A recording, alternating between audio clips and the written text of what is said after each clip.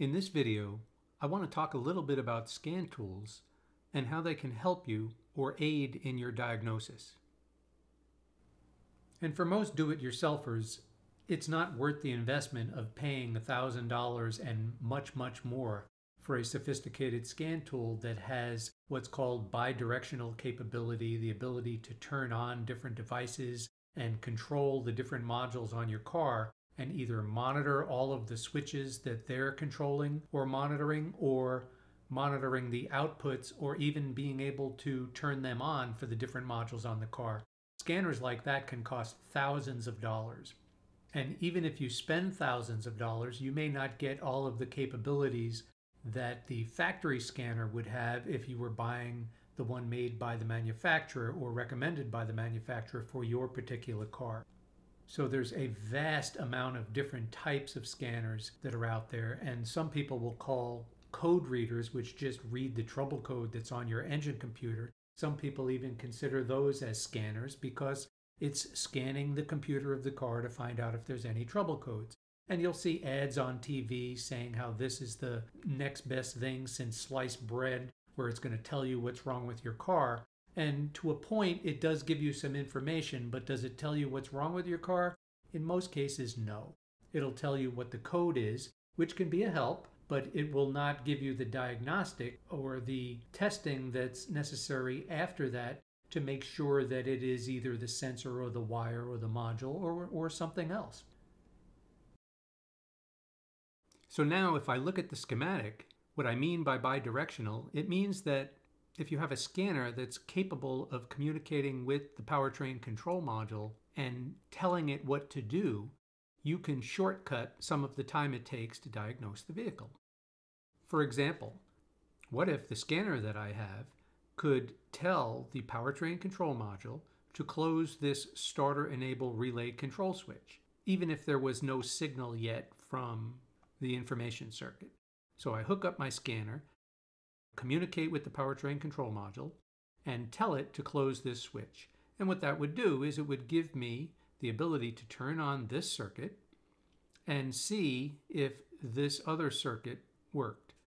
So if I was able to get the starter to crank by commanding the starter enable relay control switch on, I would know that the PCM's ability to do that is working, that the whole coil side of the relay switch is working, and the park neutral switch had to be working, because if it wasn't, I would never have gotten power over to the relay coil. So then, even if the scanner was turning this on and off, the relay would never come on because there was no power to the positive side of the coil. So it would shortcut not only if this circuit was working, it would shortcut if the switch side of the relay was working, and it would also allow you to crank the starter. So in one quick test, you could eliminate 3 circuits, and then you would have to just find out from the information circuit maybe why it's not doing its job when you turn the key. And if you did that test and it was not able to crank the car, then you would know that something's wrong on one of the circuits that we just eliminated if it did work. Maybe you'd find out that the park neutral switch in the last example that we had was not allowing the 12 volts to go from this location to this location. Because in that case, if I did ground this switch internally by using a scan tool, I still wouldn't have gotten the starter to crank. And that would have led me to diagnose back in this direction to find out what was going on. The other thing the scanner can help with is just monitoring the different switches on the car.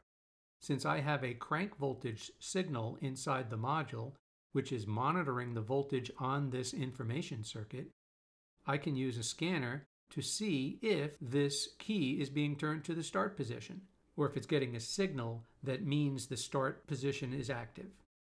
So like we spoke about earlier in the explanation of this circuit, if there's 0 volts on this wire at this location, the crank voltage, the PCM will interpret that as if we're not turning the key to the start position.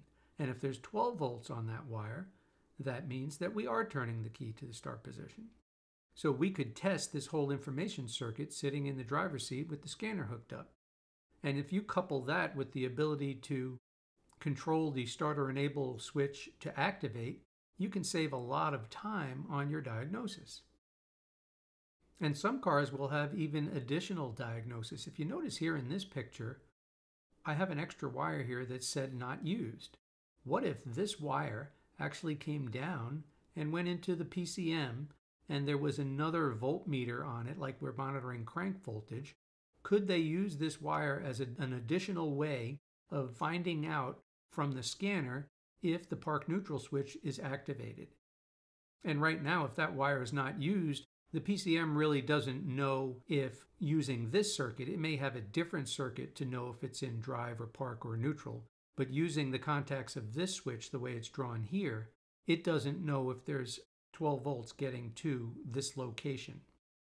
But if we had this wire come down to the PCM, then it would know when this switch is closed, and that would just give you additional power with your scan tool where you could diagnose more of the schematic without having to make any tests on the car other than to use the scan tool. So a scan tool can be an enormous time saver if you have one, especially one of the good ones that can control things on and off for you and monitor some of the switches on the schematic. The scanner does not take away the need to understand what you're doing or the need to understand the picture. Because even if you commanded the switch on, if you didn't see this on the picture to understand what you were commanding on and what you were eliminating, you're no better off having the scanner than not having the scanner. And for people that don't want to invest in the scanner, if you're a do-it-yourselfer and you want to try and figure out what's going on with your car, your knowledge of diagnosis and being able to read and interpret the different circuits on a schematic will put you ahead of somebody who doesn't know what they're doing no matter what tool they have.